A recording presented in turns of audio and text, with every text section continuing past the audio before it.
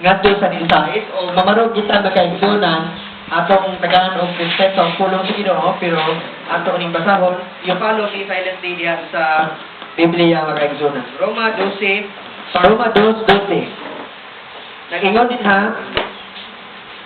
ang tanan nakasala nga wala mailalom sa balaod ni Moses dagdagon apan dili pinasikan sa balaod. Ang tanan nga nakasala sa ilawom sa balaod, hukman pinagi sa balaod. Kay dili pinaagi sa pagpamati sa balaod nga ang mga tao mahimong matarong at tubangan sa Dios kundi pinaagi sa pagbuhat sa gisugo sa balaod. Ang mga dili Hudiyo wala mailalom sa balaod apan kung sa kinaugalingon nilang paningkamot magbuhat sila sa gisugo sa balaod kana nahimong balaod alang kanila bisan tungod wala sila mailalom sa balaod. Ang ilang binuhatan nagpakita nga ang gisugo sa balaod nagsulat diha sa ilang kasing-kasing. Ang ilang mga konsensya nagpakita usab na kini tinuod sanglit ang ilang mga hunahuna usahay na laban kanila o usahay nagsupak kanila. Sumala sa mga balita nga akong giwali, mao kini ang may tabu unya niadtong adlaw ang Dios binagi kang Kristo Jesus maghukom sa tinagong mga hunahuna sa mga tao. Maliw sa paglingkod magaigsunan magampo ta. O Dios mabing gamhanan, daghang salamat Lord sa imong paghigugma kanamo kining pulong nga among pagahisgutan o Dios. Mahimo kaming mabadlong, mahimo kaming makat-on, mahimo kaming mamaymay, yan, or mahimong madasig o Diyos. Pero mo pag-ampo ang ikaw, nagulumahala sa matagkasing-kasing Holy Spirit, magpasabot ka na mo, kinimong yampo sa ngalan ni Jesus. Amen and amen. So, ang title makaigsunan sa atong mensahe karon kay gitawag natin, No Excuses Before God. Walay excuse diha sa Ginoo. Okay, so, the word blame, the word reasons, the word justify, the word deny. These are some of the terms nga itong ma-associate sa dihang kita akusahan. If ever kung usamo sa mga inilang mga katawhan sa kalibutan, dito sa Pilipinas, kung pasangilan mo sa kabutan, whether tinood bag sa dili, pag-usaman ang imong buhaton. Either mo blame ka, ikuan magod, isugo ko. Either mo deny ka, dili na tinuod, usa ka na sa baka. Or pwede ka mo rason, hitabo magutong kay ngon ani manggod ang sitwasyon. Magkaigsunan sa dihang kita akusahan, either we blame people, we blame God, we blame the circumstances, either we give reasons why we did it para ma-justify nga mahitabo to nabuhat nato, or we categorically deny na dili natin noon ignoon. Kining mga pulunga gamit kayo sa tong kinabuhi tungod kay kita kanunay man ta akusahan. Akusahan tas kalibutan nga mauni ikaw ngano man nga lagad ka sa Ginoo nga ikaw makasala man mauna ang pag-akusar. Ayaw na lang padayon kung mauna kay makasala ron day hapon. Mauna ang accusation sa kalibutan. O kung naa mo kay mga katawhan nga naglagot ninyo, akusahan sa magbutang nga wala ninyo gibuhat or kung pwede sa nga gibuhat ninyo.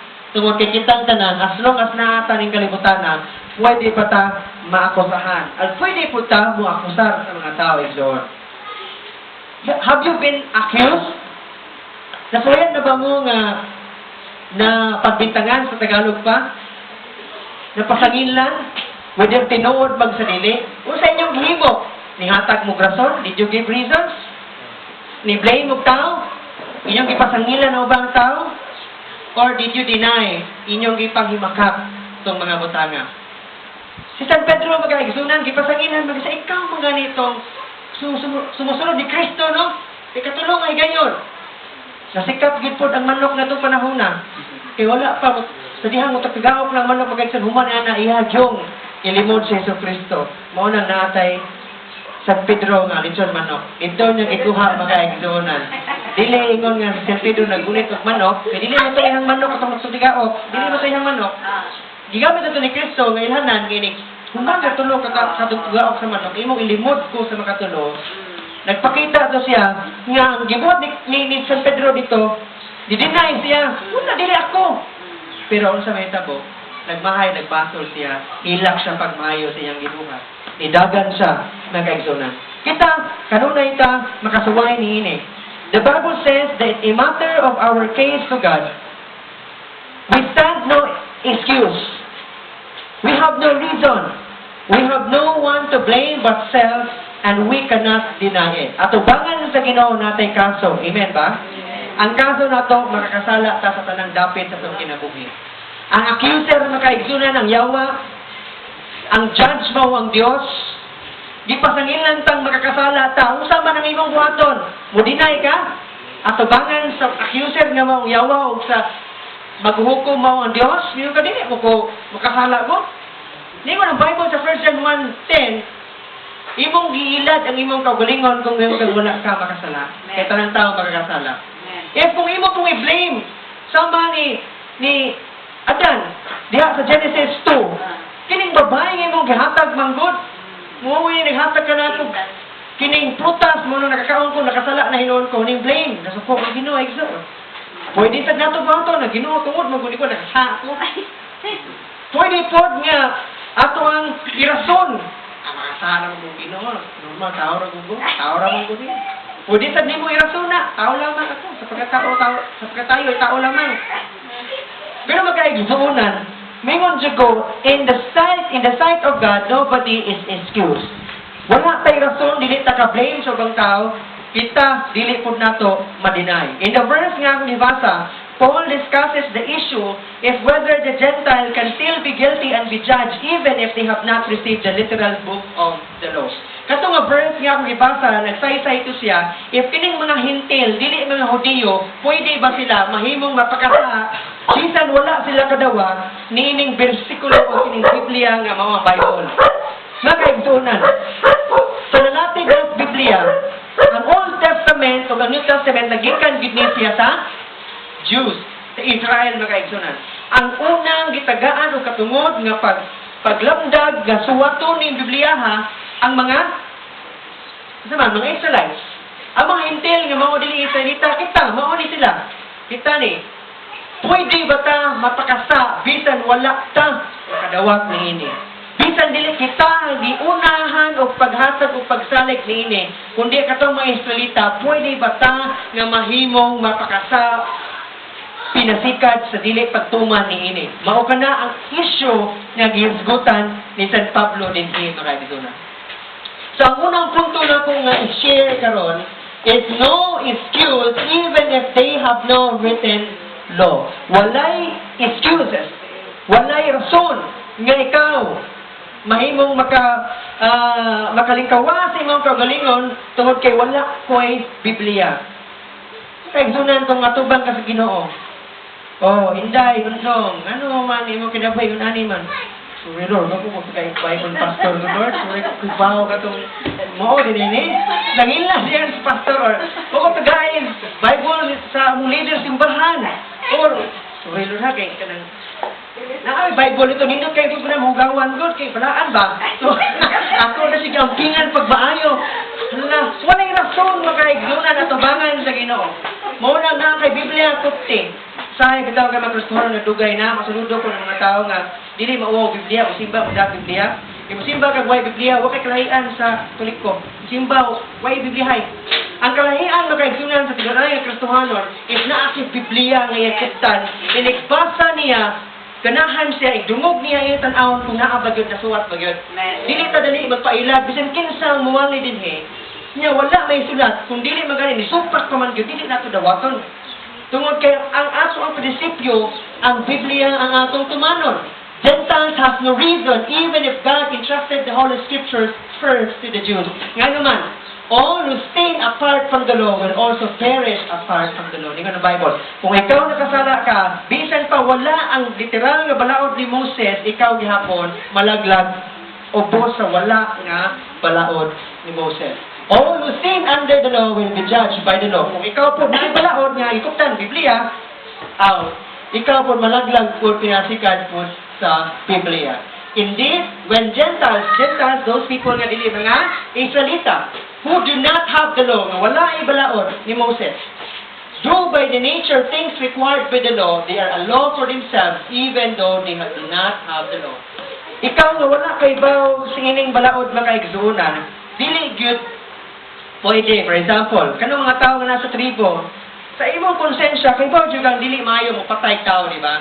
Kay ba jud kang dili maayo mangawat. Bisan wala pa kabasa diha sa Biblia sa Deuteronomy 5 o Exodus 20, nakahibaw na kakini siya o sa kasayo because God has implanted something sa atong kasing-kasing. Munang mingon ko, God did something that made them not excused when they sin against God.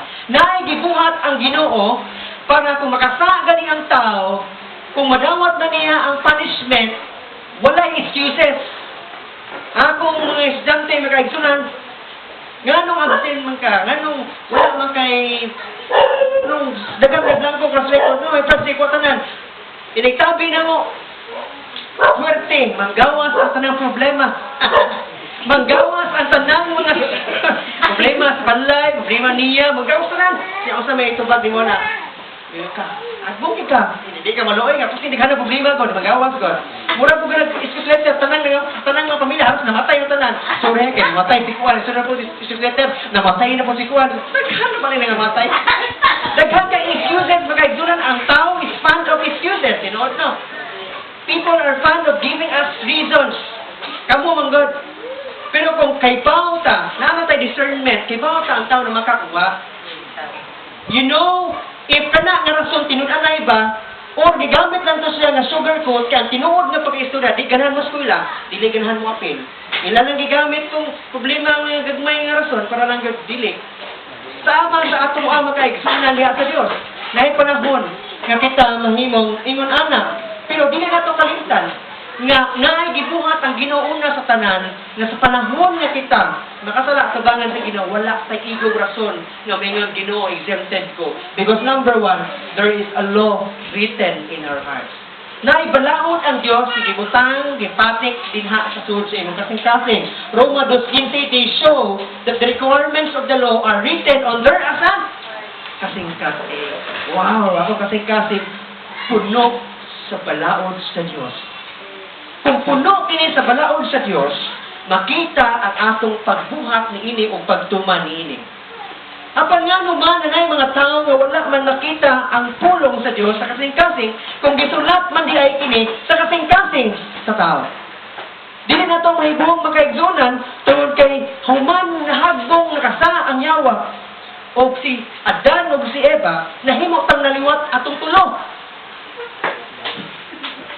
Pero makaigsunan, nga naman sa versikulo 17, 9 sa Jeremias, dili makita nato nga bisan pagtuod natin balaod sa kasing-kasing, sometimes dili na klaro ang balaod sa kasing-kasing nato because our heart has been corrupted. During the time we sinned against God, especially sa dihang nanganak, ipananak na diri na, liwat na ni Adan o di Eva, na himong corrupted atong heart, muna the heart is deceitful about all things, and beyond cure, who can understand it? Ang kasing-kasing nga ka mga igsunan is, malimbomon, kinsa man ang makasabot ni ini o makatugad ni ini. Kung na nga problema, sakit ako kasing-kasing, pa-advise ko, sakit kayo, sakitan ko, ako lang gagad sa tanan, nga nung dili ko man suigo, di ba? Kung sa man mong itambag na, ngayon na siya, let go o let ka nang hold on. Kung saan mo pagtambag di mo na, ngayon po dahil ka, there, brother, ikaw lang ka, follow your heart. Whatever that it makes you happy, just do it. Yan ang imong advice. Nakalimot ka sa Jeremiah 17:9, kung atong sundo na ito kasing-kasing sa tanang butang, tigyaw ta padong ta sa impierno igsoon because the Bible says our heart is deceitful. Muna mga batanon kung atong pasundon tanan atong ibagi kasing-kasing ang atong barometro sa atong kinabuhi, so tihan ka dili ka mahuman sa eskwela. Dili ka kahuman ug makadto kag langit. Kaya naman ang imo kasing-kasing mangingilad igsoon. Paminaw nimo mauna gyud ni. Panahon nimo mauna gyud ni ang akong pakasan sa tibok ng kinabis yan na gyud. Or wala kay bawo di ay dili ilad ra di ay ito. Kugma na ilad ka tungod kay ngano man kasing mismo nimo ilad. Ayaw pagpanganing siya mangingilad, siya pagputana. Ayaw una sa tanan ang nangilad nimo ang imong kasing-kasing method pa sa Biblia igsoon. And that's why we need to understand that the first ever nga ni-full nato ang atong kasing-kasing tungod kay lingon ang Bible, our heart is deceitful. So dili nato grabe dili kay nato sobraan pagsalig ang atong kasing-kasing nga mao ni kung gibati. Pinasikad sa tanan ingon ani, do not make any other decision that take your entire life by just a mere feeling. Ayaw pag-decide o sa kabutang nga maglangkob sa tibuok ni mo kinabuhi, lakip na ang imong malangit ba kag mga impyerno, pinasikad lang sa imong pagbati.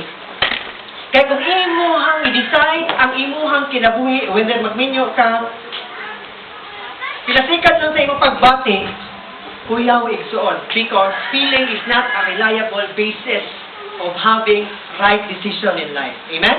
Muna ngayon ta, naay kurang sa Diyos ang kasing-kasing, inong dalag Bible, pastor, ngayon ang Bible, Romas, Diyos, ang pulong sa Diyos na kasing sa tao. Naanak ko. Ha? Ngayon ang Bible, pastor ba na pag-interpret? Akong naaman niya, sister, kung sama ng gingon sa Biblia, wala na kayo ba? Brother, kung saan na yun sa Biblia nito, wala na kayo ba? Wala ba rin na nakalimutan, Jeremiah 17:9, nga kasing-kasing nga to. Bisan tuod na ipulong sa Diyos dire, na-corrupted man siya, mao nang dili makasaligan ng kasing-kasing, kinahanglan gid ay gihapon ta magdang Biblia. Amen. May estudyante na ko. Oh, kay class, ayaw estudyante, ganun wala ang may notes. Sa kapoy ganun sila, ay picture lang. Picture talaga. Puti di gaya ng mga PowerPoint, picturean lang. Yaya, pwede api na lang ko dali para sulit. Magkaigdunan, yun gusto sila dali. Pero ayaw magsalig sa kasing-kasing. Ayaw magsalig sa na pagdagayon ng Biblia. Ngayon, mandiling man talang tao na ay Biblia. Ngandoy ka sa una dagang Biblia, pag-abuntag ka na kayong Biblia, damay na putang tao, ay balik. Ang putang white Biblia, pagdagang tao. Pero ang punto, magkaigsunan, gusto na ko ipakita. Nga kasing-kasing nga to, dili ka saligan sa tanang panahon. Dapat ang kasing-kasing mo, ibutangin mo sa Ginoo, pahayagi, para dili siya makorupted, ug mahimong nindot ang atong kinabuhi. Ikaduha, naa siya gibuhat nato, nga mahimot ang may rasyon sa diyang mga kasahat sa Ginoo. They show that the requirements of the law are written on their hearts. Their consciences are also bearing witness. Konsensya. Familiar siguro mo konsensya. Kargo konsensya ni mo. Imo kung gipasakitan. Ha? Konsensya ni mo. Imo itong gikawat akong baka. Ako itong gitugway. Kini mo sila karabaw. Gas, ibutang dihar. Tubangan. Karabaw ni kapaw nito yung ginap. Makaigsunan. Konsensya ang gibutang so sa kasing-kasing sa tao. Haron ang kalahian sa ero o sa tao na ay pagbati. Sakit sa po itong gibuhat. Mo bang mga tao mag-agsunan mga hinuwayon? Wala yung kalahian sa naong sa tao sa unggoy. Pero ang kalahian sa kasing-kasing. Mga hinuwayon ba na? Kabayo sa way kalahian. Kung wak kay konsensya, mga maurag yun. Pero tungkol kay natin konsensya makaigsunan, lahi kita sa mga animals na makaigsunan. Munang kita na konsensya, makabuhat nagbati, dubangan sa Ginoo, sorry sa Ginoo, dito sumusap, I'm sorry, tapangin ko Ginoo nga, ako di makangker akong weakness. Sayop kaya akong gibuhat Ginoo. Sorry Ginoo, nakasayop ko, nakonsensya ko sa gibuhat sa mga maestro, konsensya ko sa akong gibuhat dito sa mama, sa akong siginsa, konsensya, tungod kay dili ka mahamutang, kinasayop ka. Pero ang tao, why konsensya? Anak sa ang ginamot mo na. Oy, kung di ka makasa, ay bugtong tao pa ka. Kaya ba? Oh, gano'n mo naman kaigdunan? Because their conscience has been, next slide. Their conscience has been mired. Meaning to say, naguba, nadaot, nahugawan. Mura na ang mga tao, may buong ka. Grapihan naman, ay guni konsensya mga tao. Bisan pag naluoy ka sa tao, iyag yung pusil. Kaya tawahan ang tiguang na, naikwat ang ikuptan, iya pa yung gitulis. Wala nang ikonsensya, kining tawahan nga, kining bata pa, gilugos pa ka, namatay. Nga nung mga tao, wala na may konsensya, kung naapay konsensya, ang gibutang ang Diyos sa tao, nga nung kayo matawahan na sa balika, kung wala may konsensya, tanahon. The answer is because the Bible says in Titus 1:15, to be pure, to the pure, all things are pure, but to those who are corrupted and do not believe, nothing is pure. In fact, both their minds and their consciences are corrupted. Mao na ang tao, kung wala na konsensya, kuyaw-kuyaw igor. Kaya di naman ka mahadlok makonsensya, di naman ka mahadlok kasa. Di naman ka makuyawan, makapasakitan, makapasakit. Di naman ka mahadlok ma-impierno. Kuyaw na igor. Ang taong dili na mahadlok o pulis, ang taong dili mahadlok o balaod o gobyerno, kuyaw na. That's dangerous. Mao na ang drogas makaigsunan. Mao na ibuhat sa drogas. Tangtangon niya ang sense of morality nimo. Hindi na ka mahadlok bisin kinsa mo nang bisin unsa nimo. Bisin kinsa pa na mo tubang nimo, di na ka mahadlok. Pero kung hupas na, tago ang ginagyan, ka. Pero dili pa hupas, hay kayo feeling mo murag untouchable. Pero siga ng bayan. Pero saan pa yung siga-siga? Mas likod pang lata ang lawang ito. Isa na yung ginapakagdunan mo. Nakita na kasabot ng maturan ng konsensya, dapat na ato titigan. Kamantay mo, anak. Kanunay ni mo gibuhat para sa'yo, dili ka magunahon na nga nasa'yo to. Madugay sa imong pagbuhat og sa'yo, may mo na itong normal sa imong kinabuhi para nimo di na sa. Dili mo na, paminaw, nagpuntanong ni mga tao, be, nas kahilayan, sa kalibutan, be, paminaw ni mo sana, di nasagod. Nga naman, wala man sila magunahon na kinisa, until nahimo ng parte silang kinabuhi. So, ay kakaigsunan, once you always repeat the sin and sin without repenting, that's the time your conscience will be marred, kuyawan sana. So, kaya dili na ta mahadlok, makaigsunan, makasala, tubangan sa Ginoo. Ikatulong na ay gihata ang Ginoo nga mahimo tang walay rason nga makasala sa Ginoo panisyan ta. Ikatulong mo ning thoughts or reason. The Bible says in Romans 2:15, they show that the requirements of the law are written in their hearts, their consciences also bearing witness, and their thoughts, sometimes accusing them and at other times even defending them. Ang atong nahuna gihatag sa Dios nato para dili ta makasala kay kibaw na taon sa sayo kung sa dili. Mayroon sa kaos aman pwede mas-criminally liable ang tao under sa Philippine law. 18 nga naman ang 18 below nga naman because dili pas nakaibaw sa sakto sa sayo. Matod pas by balaod. Pero ang Biblia nag-ingon makaigsunan ang tao na nakamata nagbuot makaigsunan kay bawo siya unsay bad unsay good. Bisan pag mga bata, ibaw naman na, ayaw, suko mama na, kay bad na, suko snore na, kay bad na. Depende sa pagtudlo o sa ginikanan. Di ba? Nato ang pag-implicate sa kondisyon sa unang-una sa bata, nga kini sayop, kini sakto. Because God has given us mind, gitagaatag huna-huna sa Ginoo para makahibaw ta og sakto o sa dili. Pero ngano man nga bisan unsa ang pag-analyze kung bagbag na yun ang utok sa kalibutan nga mingon ta muduol kita Ginoo awayon suwayan ta supakon pero kung magbisyo suportaan sa ginikanan ngano man dili sa pag-analyze kita kasabot ngano man because the Bible says in the next slide Titus 1:15 ng gihapon both their minds and consciences are corrupted. Meaning to say, well, Bible says, corrupted ang unahon na tao, bali ba? Tubuan na to about Jesus Christ, ayaw mo apilya na, kay malayan mo rin yun na. At tulong mas lain, nandito, ipagtulong dito, puros na ng bating ng mga pinulungan, mga bata, uli, kanang maway, kanang puros mga bad words sa makatanan, malikas. Okay na, bala na kisa. Ani ka malay mong reliyon na. The Bible says, ang una-una, alis ang kisabton, tumating ang corrupted na kaigsunan. Diba? Kay bang kang usa kasayop ni siya, pero saan taman? Ang una-una, o kasing-kasing, dili na magdibati, kung padayunon ako ang gugman ining lakiha. Bisan pag malayo ko sa Ginoo, kung minuan, idayon ako siya, dili na magdibati, kung una-una, kasing-kasing. Gano'n man, nakasinabot sila, kay puros naman corrupted. Mas may ito mag-debate. Akong love, ganahan ko niya, pero kuminuan ko rin siya, niya, dili siya, magpura kay Luay, kay ko, malay ko sa Ginoo. Ako to, mumurka mo, ayaw na, kay ingon ng Bible. Kasing para yun. Ang problema, kung pareha na corrupted, dili na mag-away, magsabot ako, sige, ito, ganito, kung yung niya. Pero ang Bible, makaito na nalimka na. Ningon ang Bible diha, ang minds and consciences are corrupted. Meaning to say, dili ta kasalig na karon sa atong konsensya, sa atong kasing-kasing, o sa atong unahuna, sa pagbuhat sa unsay maayo. Mano atubangan sa Ginoo gihapon, dili ta kaingon Ginoo, wala ko'y Bible nga nindot. Sa atubangan sa Ginoo, Ginoo, wala ko'y kanang hiyas kay bawo niining tanan. Mo nang nakasa ko wala. Kung gihatagan na ta sa Ginoo balakod sa unahuna, sing-kasing o konsensya, mao nang atubangan sa Ginoo, we have no excuse. Ikaw nga punto nga gusto na ko share mga igsunan is that there are two ways being justified in the Bible. I tell you, there are two ways of justifying ourselves in the Bible. In Romans 2:13, ningon din ha, ang pagtuman sa balaod mao ang makapahimo nimo matarong. Kung sabi ni balaod ni Moses.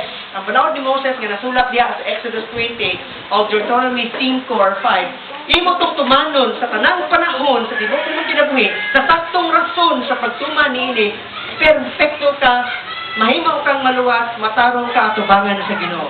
Mao na ang first nga pamaagi nga ang tao maluwas. Nakuha na to Exon? Unsay unang pamaagi nga ang tao maluwas?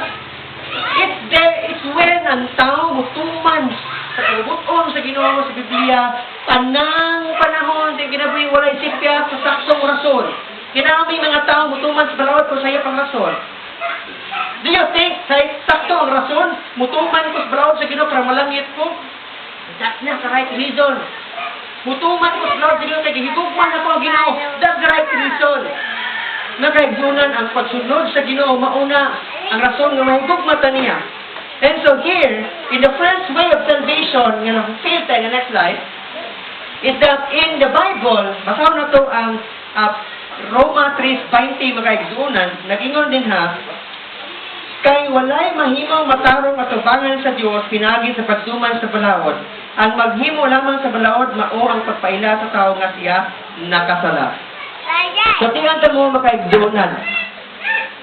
Unang pamaagi sa taong maluwas, tumana ang tanang na asod sa Biblia, sugos sa imong pagabata hangtod sa imong kamatayon sa tanang panahon sa tanang saktong rason. Naitaw ba katuman niya na? Wala.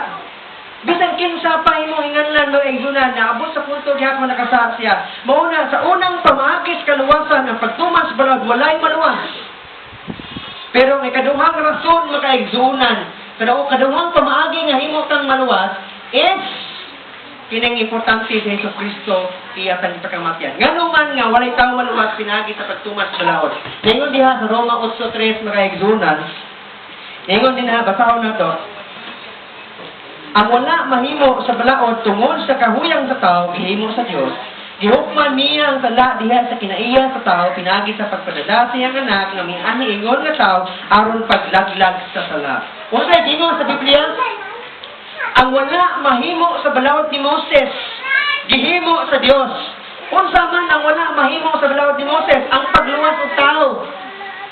Kaya nga nung wala may maluwas sa pagtuman sa balaod ni Moses. Kaya una sa tanan, ningon ang balaod, walay tao makatuman sa balaod sa tanang panahon sa saktong rason. Mauna, ningon ang Bible, gibuhat sa Dios ang wala mabuwas sa balaod ni Moses. Unsa man ang gibuhat sa Dios? Moto, He sent His own Son, iyang gipadala ang bugtong anak nga siya mismo ang ihaw dito sa cross nga kung atong tuhuan dawaton sa Hesus Kristo siya mo pasaylo sa atong kalapasan. Kung dili gihapon ta maluwas, wala na tay rason nganong dili ta maluwas. Wala na ta paligi sa Dios nga kitang mag-ugmad sa atong kalawasan pinaagi sa pagtuman sa tibuok kasulatan sa tibuok kinabuhi sa saktong rason. Ang gisaligan sa Dios nga kita mahimong maluwas si Kristo atong dawaton sa atong kasing-kasing. Kung di gihapon ta maluwas, na ang ayan na jud ka maimpierno. Ako nang gibuhat ang tanan di gihapon ka maluwas. Mao nay punto sa Ginoo makaigsunan. Teka, duha ka paagi sa maluwas ka. Two choices, okay, pili. Tumana ang tanang balaod, maisip ka, luwas ka. Kung di ka katuman, anit na sa ikaduha nga choice, plan B. Duwatan si Kristo isip Diyos sa mga luwas, imong itugyan, imong kinabuhi, alagare siya. Kung di ka, kung kakabuhat niya ng impierno, baka-blame ba ito sa Ginoo, no? Two choices, gihatag na sa Ginoo, sayot mga dire, murag maestro ba? Tagalan siya chance, kung magkari, kini, special project, say pa kayo si special project, hindi kung di ka panghalto ng special project, saan na kasaron? Di na agumon, wingon na po na, subong kang mamahay mong yagong sila, subong ay ay mama rin eh, sabi ni mga, sir, anong yagong mo anak? Ma'am, gana ko chance, wala man. Una, wala. Ikaduha, plan duwa, gyapon. So, na ako tatawon mahagbong. Justisya na ako gibuhat. Gana ko chance.